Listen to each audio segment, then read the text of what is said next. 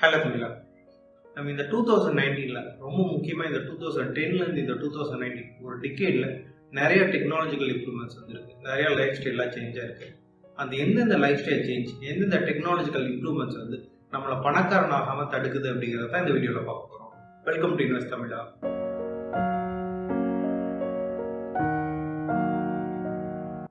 First reason zero cost EMI. நீங்கள் ஆன்லைனில் ஷாப்பிங்கில் பார்க்குற இந்த ஜீரோ காஸ்ட் இஎம்ஐ எல்லாமே ஏமாற்ற வேலை தான். எப்பவுமே உங்களுக்கு நீங்கள் ஒரு பொருளை வாங்குறீங்க அப்படின்னா அது ஒரு லோனில் நீங்கள் வாங்கும்போது கண்டிப்பாக நீங்கள் இன்ட்ரெஸ்ட் பே பண்ணுவீங்க. எங்கேயுமே உங்களுக்கு வந்து ஃப்ரீயாக அமௌண்ட்ல யாருமே கொடுக்க மாட்டாங்க. அவங்க என்ன பண்ணுவாங்க அப்படின்னா டேரெக்டாக உங்ககிட்ட இருந்து இன்ட்ரெஸ்ட்டாக வாங்காமல் இன்டெரக்டாக வேற ஏதாவது மூலியமாக உங்களுக்கு ப்ராசஸிங் ஃபீ அப்படின்னு சொல்லி வாங்குவாங்க. இல்லை பேங்க் வந்து உங்களை வந்து சார்ஜ் பண்ணுவாங்க. பட் அது எல்லாமே உங்கள் கணக்கில் டேரெக்டாக கம்மிக்க மாட்டாங்க. அதனால தான் ஜீரோ காஸ்ட் இஎம்ஐன்னு சொல்கிறாங்க. நம்ம ஒரு 10 வருஷத்துக்கு முன்னாடிலாம் ஒரு பெரிய பெரிய பொருள், ஃபார் எக்ஸாம்பிள் ஏதாவது வீடு வாங்குறீங்க இல்லை கார் வாங்குறீங்க அப்படின்னா நம்ம லோன் எடுத்து மந்த்லி இன்ஸ்டால்மெண்ட்ஸ் மூலியமா நம்ம பே பண்ணுவோம். அதுக்கும் நம்ம இன்ட்ரெஸ்ட் பே பண்ணுவோம். பட் இப்போ வந்து இந்த என்பிஎஃப்சிலாம் வந்தனால ஆன்லைன் ஷாப்பிங்கில் ஒரு சின்ன சின்ன பொருளாக இருந்தாலும் சரி, ஒரு மொபைல் ஃபோனாக இருந்தாலும் சரி, ஒரு ஃபர்னிச்சராக இருந்தால் கூட நம்ம என்ன பண்ணுவோம் அப்படின்னா ஒரு 500 rupees இருந்தால் கூட இந்த 500 ஒரு 20 மடங்கு ஒரு மதிப்புள்ள பொருளை வந்து நம்ம வந்து கடனாக வாங்கிடுவோம். அதுக்கு வந்து மாதம் மாதம் நம்ம வந்து இன்ட்ரெஸ்ட் பே பண்ணி நம்மளோட காசு நம்ம இழக்க ஆரம்பிப்போம். சரி, இது எப்படி அவாய்ட் பண்ணலாம்? எப்போவுமே ஒன்றே ஒன்று ஞாபகம் வச்சுங்க, இந்த ஃபெஸ்டிவல் ஆஃபர், இன்னொன்று வந்து இந்த லிமிடெட் சேல் அப்படின்னு வந்துச்சு அப்படின்னா அந்த கம்பெனிஸ் வந்து அவங்களோட ஸ்டாக்கை வந்து ரிமூவ் பண்ணுறதுக்காக அது ஒரு மார்க்கெட்டிங் அட்வர்டைஸ்மெண்ட் தான். அதை நம்பி ஏமாறாதீங்க. நீங்கள் ஒரு பொருளை வாங்கணும்னு நினைக்கிறீங்க அப்படின்னா கொஞ்சம் நீங்கள் வந்து பிளான் பண்ணுங்க. ஃபார் எக்ஸாம்பிள் நீங்கள் ஒரு மொபைல் ஃபோன் வாங்குறீங்கன்னா கூட ஒரு 2 months முன்னாடி, ஒரு 2 months 3 months முன்னாடியே நீங்கள் பிளான் பண்ணிட்டு ஒரு ரெக்கரிங் டெபாசிட்டோ இல்லை ஃபிக்ஸ்ட் டெபாசிட்டோ நீங்கள் போட்டு வச்சிருங்க.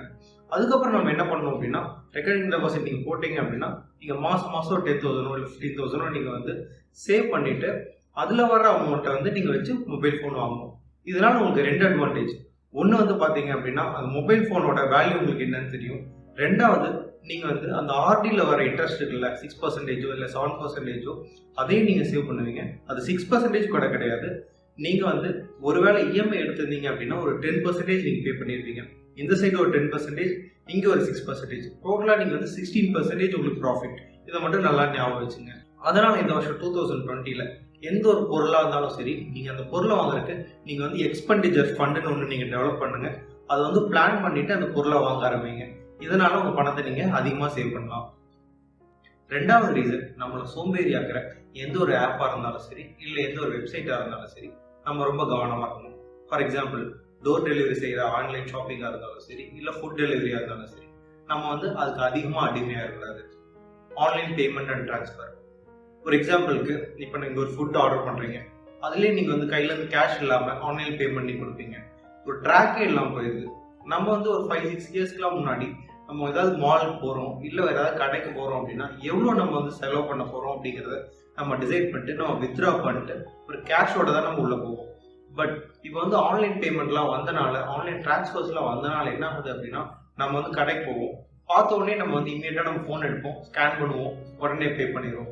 இந்த ஒரு காரணத்தினால எவ்வளோ செலவாகுது அப்படிங்கிறதே நம்ம ட்ராக் இல்லாமல் போயிடுது. நம்ம ஒவ்வொரு டைம் செலவு பண்ணும்போது ஒரு சின்ன அமௌண்ட்டாக இருந்தாலும் சரி, ஒரு வருஷம் அப்படிங்க பார்க்கும்போது கண்டிப்பாக வந்து ஒரு பெரிய அமௌண்ட்டாக தான் இருக்கும். இது என்ன இந்த 2020ல் நம்ம ஃபாலோ பண்ணலாம்னா, நாளைக்கு நீங்கள் ஏதாவது மாலுக்கு போகிறீங்க இல்லை ஏதாவது ஃபுட் டெலிவரி நீங்கள் ஆர்டர் பண்ணுறீங்க அப்படின்னு எப்போவுமே நீங்கள் ஆன்லைனில் பே பண்ணாதீங்க. கையில் காசு வச்சு அதில் பே பண்ண ஆரம்பிங்க. நீங்கள் டிஜிட்டல் பேமெண்ட்ஸ் ஓகே தான், ஏதாவது அவசர தேவைக்கு ஓகே தான். பட் எவ்வளோ செலவாகுது, நீங்கள் உங்கள் கையிலேருந்து காசு செலவாகும் போது தான் அதோட முக்கியத்துவம் உங்களுக்கு தெரியும். அதனால் எப்போவுமே நீங்கள் அமௌண்ட் கையில் வச்சுருந்து அதை நீங்கள் செலவு பண்ணுங்கள். மூணாவது ரீசன், உங்கள் லைஃப்பில் நீங்கள் ஃபினான்ஷியலி டாக்ஸிக் பீப்புளை கண்டிப்பாக அவாய்ட் பண்ணணும். டாக்ஸிக்னு சொன்னேன், நான் கெட்டவங்கன்னு சொல்ல வரல. நம்ம ரிலேட்டிவ்ஸ் தான், நம்ம ஃப்ரெண்ட்ஸ் தான். பட் ஃபினான்ஷியலாக நீங்கள் பார்த்தீங்க அப்படின்னா அவங்க கொஞ்சம் வீக்காக இருப்பாங்க. எப்படி செலவு பண்ணணும், எப்படி சேவ் பண்ணணும்னே அவங்களுக்கு தெரியாது. நம்மளையும் அதில் உள்ள இழுத்து நம்மளையும் செலவு பண்ண வச்சுருவாங்க. ஒரு எக்ஸாம்பிளுக்கு, நீங்கள் ஏதாவது ஃபெஸ்டிவல் அப்படின்னா நீங்கள் உங்கள் ஃபேமிலியோட நீங்கள் வீட்டில் ரெஸ்ட் எடுக்கலாம்னு நினைப்பீங்க. பட் எல்லா ஃப்ரெண்ட்ஸும் சேர்ந்து என்ன பண்ணுவாங்க அப்படின்னா ஒரு படத்துக்கு கூப்பிடுவாங்க. அதெல்லாம் நீங்களும் அவங்க வந்து உள்ளே போயிட்டு படத்துக்கு செலவு பண்ணிட்டு, பிரேக்கில் வந்து பாப்கார்ன் அதுக்கும் நீங்கள் செலவு பண்ணிட்டு உங்களுக்கு பிடிக்காத ஒரு செயலை செய்வீங்க. உங்களோட பணத்தை நீங்கள் இழந்துடுவீங்க. அதனால எப்போவுமே இந்த மாதிரி மக்கள்கிட்ட நீங்கள் கவனமாக இருந்துங்க. நீங்களும் கிளியராக கம்யூனிகேட் பண்ணிட்டு அவங்க மனசு கஷ்டப்படாத மாதிரி பேசிட்டு உங்களுக்கு தேவையான விஷயத்தை நீங்கள் செஞ்சுக்கோங்க. நாலாவது ரீசன், நம்ம எல்லாத்து கையிலையும் ஒரு ஸ்மார்ட் ஃபோன் இருக்கும், எல்லாத்து வீட்லேயும் ஒரு ஸ்மார்ட் டிவி இருக்கும். அதே மாதிரி உங்களுக்கு நிறைய இன்டர்நெட் கனெக்ஷன் உங்களுக்கு வந்துருச்சு.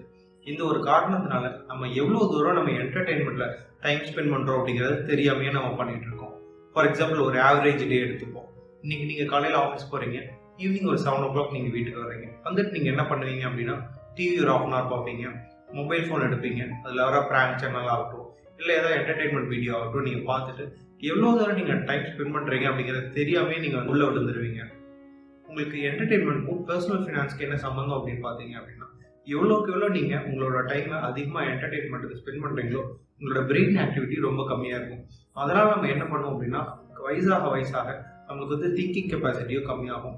இந்த ஒரு காரணத்தினால எப்பவுமே ஞாபகம் வச்சுங்க, உங்களோட பிரெயின் ஆக்டிவாக இருக்க நீங்கள் அதிகமாக யோசிக்க தான் உங்களுக்கு வந்து ஃபினான்ஷியலாக நீங்களும் இன்டெலிஜென்ட் ஆவீங்க. லாஸ்ட் அண்ட் 5th பாயிண்ட், இது வந்து 4th பாயிண்டோட கொஞ்சம் ரிலேட்டட் தான். நம்ம மொபைல் இன்டர்நெட் அதிகமாக வந்தனால நம்மளுக்கு நிறைய டேட்டாவும் இருக்குது. ஃபார் எக்ஸாம்பிள் நீங்கள் எந்த ஒரு விஷயம் தெரிஞ்சுக்கணும் அப்படின்னா அது இன்டர்நெட்டில் கிடைச்சிருது. அது இன்டர்நெட்டில் வந்து பார்த்தீங்க அப்படின்னா ஃபுல் அண்ட் ஃபுல் டேட்டா தான் இருக்குமே தவிர நிறைய டேட்டா இருக்குது, பட் நாலேஜ் வந்து ரொம்ப கம்மியாக இருக்குது. ஒரு 80% டேட்டா இருக்குது அப்படின்னா ஒரு 20% நாலேஜ் இருக்குது. நம்ம என்ன பண்ணணும் அப்படின்னா இன்டர்நெட்டை உங்களுக்கு நாலேஜ் வந்து கெயின் பண்ணுறதுக்காகவே யூஸ் பண்ணிக்கணுமே தவிர நீங்கள் ஒரு டேட்டா கலெக்ட் பண்ணி டேட்டாவை பார்க்கறதுக்கு யூஸ் பண்ணிக்க கூடாது. ஒரே ஒரு ரொம்ப முக்கியமான பாயிண்ட் சொல்லி நான் கன்க்ளூட் பண்ணிடுறேன். இந்த 2019 இந்த டிகேட்லேயே வந்து பார்த்தீங்க அப்படின்னா நிறைய கார்பரேட்ஸ் நம்ம சுற்றி வந்துருச்சு. அவங்களோட வேலை என்னன்னு பார்த்தீங்க அப்படின்னா ஹியூமன் பிஹேவியர்ஸ் அண்டர்ஸ்டாண்ட் பண்ணிட்டு நம்மளோட இமோஷன்லாம் என்னென்ன அண்டர்ஸ்டாண்ட் பண்ணிட்டு அதுக்கேற்ற மாதிரி மார்க்கெட்டிங் பண்ணுறது. அவங்க ஒரு சிஸ்டம் டெவலப் பண்ணுவாங்க. அந்த சிஸ்டம் வந்து நம்மளுக்கே தெரியாமல் நம்மளோட காசை அவங்க கிட்ட கொண்டு போய் சேர்க்கறது தான். இந்த மாதிரி விஷயத்துல ரொம்ப கவனமா இருங்க. இந்த 2020 இருந்தாலும் சரி, இல்லை வரப்போற வருஷமா இருந்தாலும் சரி, எப்பவுமே நீங்க உங்க காசை நீங்க கவனமா பார்த்துக்கோங்க. Happy new year and happy investing.